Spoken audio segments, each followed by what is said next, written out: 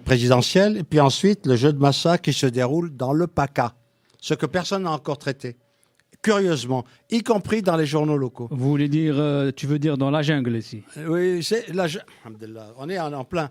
Donc je vais commencer par les résultats. Bien sûr, Emmanuel Macron a été élu, il y a un ouf de soulagement, mais personnellement, je suis concerné par les résultats. Je n'ai pas l'habitude de vous flatter ni de vous engourdir de belles paroles. Je suis consterné par les résultats. Le Front National a eu 34,5% de voix, le tiers du corps électoral. C'est-à-dire, par rapport à la première fois où le Front National est arrivé au deuxième tour des élections, c'était la première fois en 2002 et maintenant 15 ans après, en 2017, le Front National a fait un bond de 15%. Il a fait un bond de 15%. On était à 16, 17%, maintenant ils en sont à 35%. Si rien n'est remédié à la situation, à la prochaine séance en 2022, s'il doit continuer dans la même progression, il fera une progression, c'est-à-dire il obtiendra les 50%. Le Front National, si la situation n'est pas remédiée, si on ne travaille pas sérieusement à combattre le chômage, les inégalités, on réduit la voilure internationale de France par ces guerres incessantes qui coûtent cher à l'économie et qui entravent le développement économique du pays, on est parti pour une présidence Alliance patriotique et républicaine en l'an 2022. Sachez-le, les choses sont claires. Un tiers des électeurs a voté pour Marine Le Pen. À cela, disons, Emmanuel Macron a obtenu 65% de voix, 65% des votants. Mais il faut y ajouter 8% d'abstention, de vote nul et blanc. Vous ajoutez ça au Front National, potentiellement, ça vous fait 45%. 45% de voix qui ne sont pas portées sur le président élu. C'est un président qui est légitime constitutionnellement, qui peut présider en l'État, mais qui ne peut pas gouverner. Sauf un raz-de-marée électoral. Voilà l'enjeu. Le tour des élections législatives, en 2 tours à partir de juin, ça va être un conflit majeur entre 3 grands courants. Emmanuel Macron, qui veut consolider ses assises populaires par une représentation nationale substantielle. Le Front National, qui veut parier sur la même dynamique pour capitaliser et faire une entrée majeure au Parlement avec une cinquantaine de voix, cinquantaine de députés, ça vous fait un budget électoral à charge pour les députés de chacun de payer le quart de son salaire à son Front National. Ça va faire un trésor de guerre important pour Marine Le Pen pour la suite des événements. Elle sera en choc frontal avec l'autre pôle qui cherche à reconstituer, à recomposer la vie politique autour de sa personne ou de son courant, Jean-Luc Mélenchon, qui nous fait la gentillesse de venir relever le débat à Marseille avec le Vieux-Port, sans doute avec d'autres adversaires qui sont potentiels. Donc, elle a gagné 10 points. En l'an 2022, elle aura près de 45% de voix, c'est-à-dire qu'elle passera au premier tour des élections présidentielles de 2022 si rien ne se passe.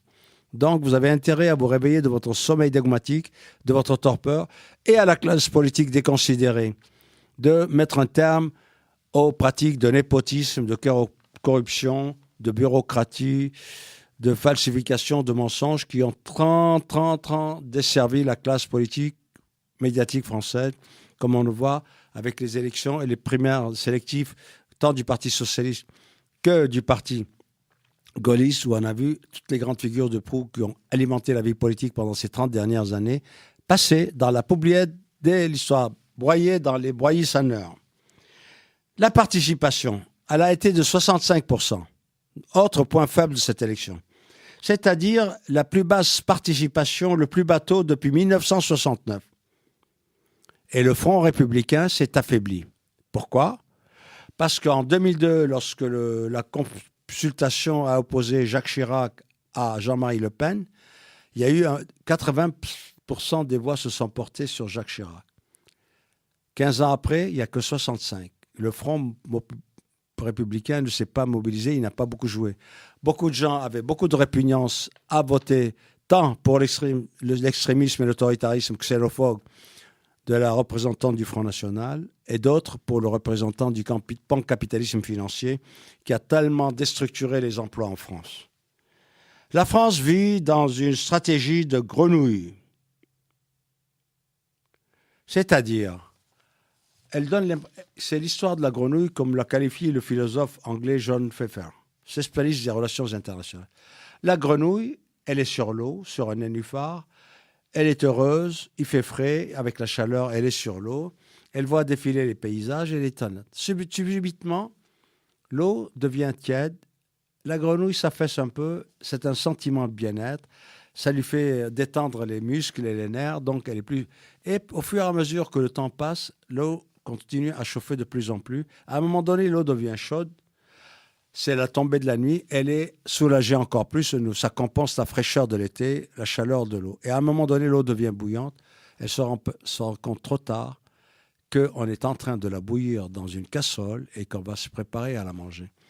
J'espère que les élections de 2017 auront été un choc solitaire, sinon on ira en affaissement dans la stratégie de la grenouille. En 2022, on sera happé par l'histoire. Qu'on sache aussi, les Français, ne croyez pas que nous soyons. La France n'est pas la patrie. Il faut regarder concrètement l'histoire de la France. Essayez de faire un devoir civique. La France n'est pas la patrie des droits de l'homme. Ce n'est pas un sacrilège de le dire. La France, c'est la patrie de la déclaration des droits de l'homme. C'est une chose de déclarer les droits de l'homme, c'est une autre chose de les pratiquer. La France est la patrie de la déclaration des droits de l'homme. Un pays des droits de l'homme, la patrie des droits de l'homme, on peut dire c'est la Suède. On ne peut pas le dire de la France. La France a été à l'articulation majeure des penchants criminels de l'Europe démocratique. Elle ne peut pas être la patrie des droits de l'homme quand on a été à l'articulation majeure des penchants criminels de l'Europe démocratique, c'est-à-dire la traite négrière et le génocide juif.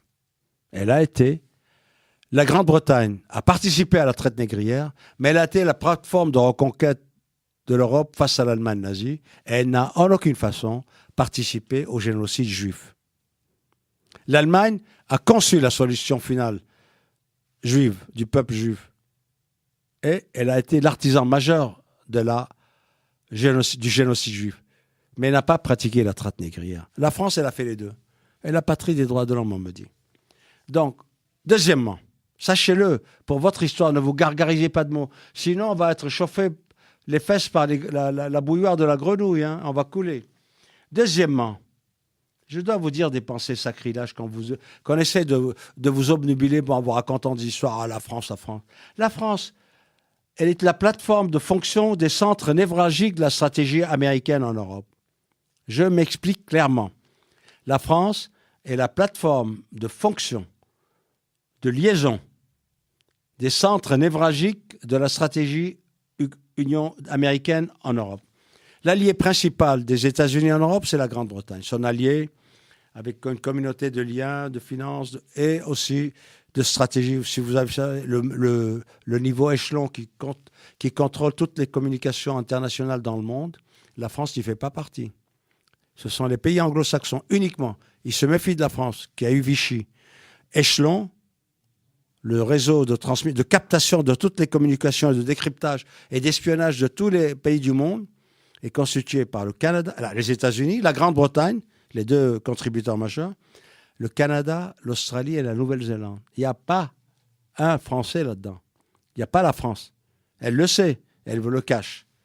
Donc, la France est le point de la plateforme de jonction des centres névralgiques de la stratégie américaine.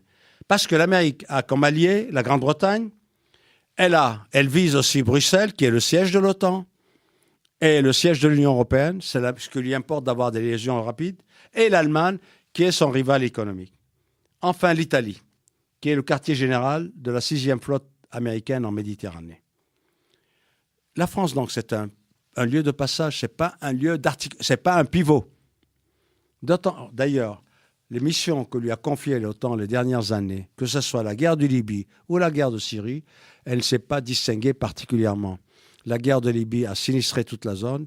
Elle a laissé la gangrène djihadiste attaquer même le précaré français au Mali, au Burkina Faso, en Mauritanie, au Sénégal. Et en Syrie, elle n'est pas finie. Donc on l'a reléguée au rang, non pas de rôle pilote, mais de rôle d'affinitaire. La France, en fait, a cessé d'être une très grande puissance depuis la Deuxième Guerre mondiale. On ne vous l'a pas dit, mais Marcel Gauchet, qui est un éminent historien, l'a constaté. Une grande puissance qui ne résiste pas à une invasion en 39 jours de combat et qui saborde sa flotte. Un empire qui ne résiste pas à une invasion en 39 jours de combat et qui saborde la flotte plutôt que de continuer la résistance et qui fait appel à des troupes étrangères basanées, colonisées pour l'aider à se défendre dans un pays qu'elle n'a pas pu, qu'elle n'a pas su ou qu'elle n'a pas voulu défendre, cesse d'être une grande puissance. Les Français vont prendre du temps pour s'en rendre compte. À tel point que hier, jeudi, mercredi, lorsque François Hollande, le président sortant, l'émollient président sortant, a voulu commémorer la journée de l'esclavage, si vous voyez la stèle, c'est la journée de la commémoration de la traite.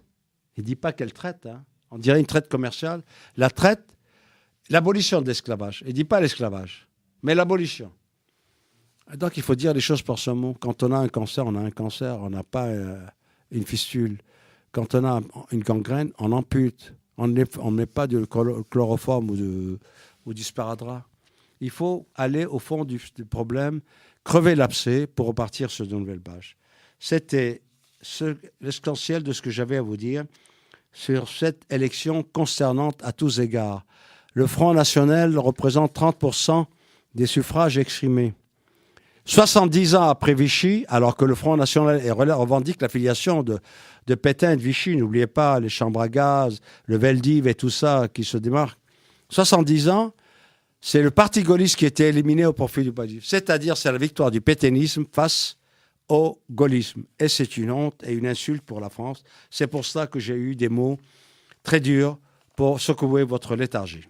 Deuxième point. Au deuxième niveau, les élections présidentielles ont provoqué un cataclysme au niveau du PACA.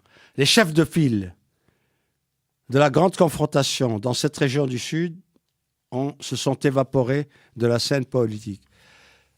Christian Estrosi, le président de la région PACA, s'est replié vers Nice, abandonnant la présidence pour son coéquipier Renaud Muselier.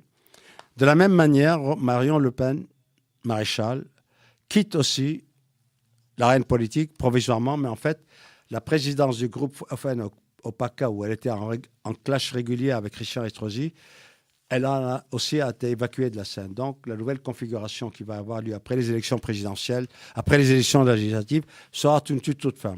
Je pense que Christian Estrosi, comme le tiers de tous les députés, représentants, candidats jupéistes du Front, du Parti gaulliste, vont essayer de rallier d'une manière ou d'une autre Emmanuel Macron. Et n'oublions pas que Christian Estrosi, avant le premier tour, avait accueilli Emmanuel Macron à Marseille pour un petit déjeuner suivi d'une prise de contact.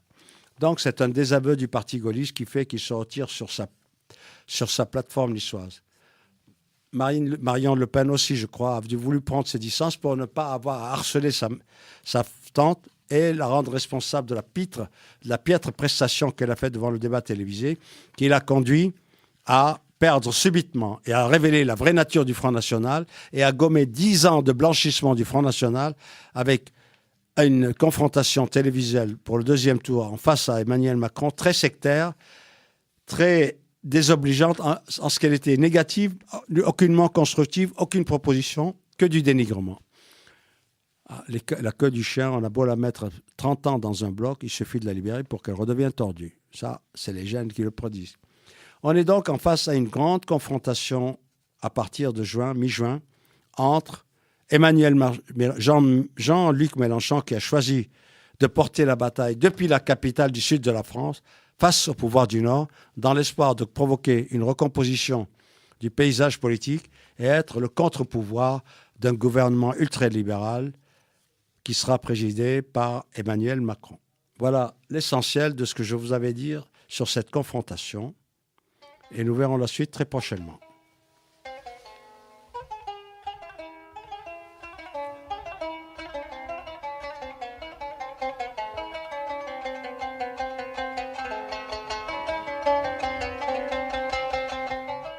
Sabah Fakhri, Kull al-Madiha Zul Khimari al-Aswadi. On peut être profane et aimer on peut être religieux et apprécier la bonne musique profane. Hein. Et j'espère que vous tous, vous allez faute d'un rebond, faute d'un ressort, la France va glisser sur une pente vertigineuse.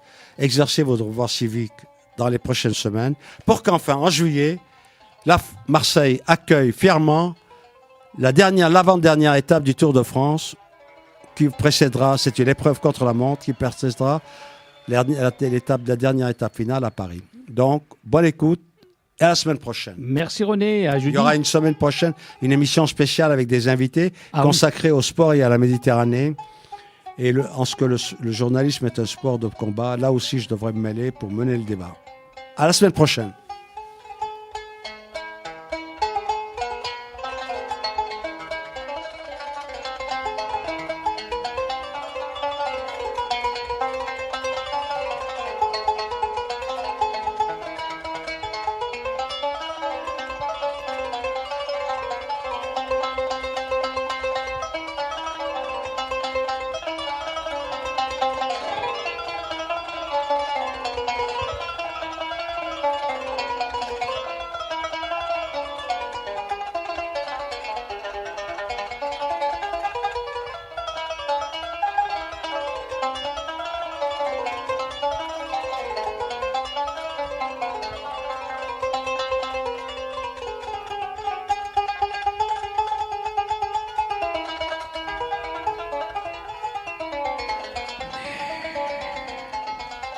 – 16h24 sur les ondes de Radio Gola. قعدوا معنا هنا مع جماعة الحراقة حتى الساعة 6 حوالا, donc jusqu'à 18h avec la compagnie des Harraga.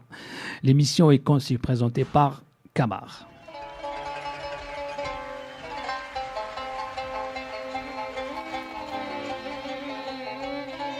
وللمليحة في الخمار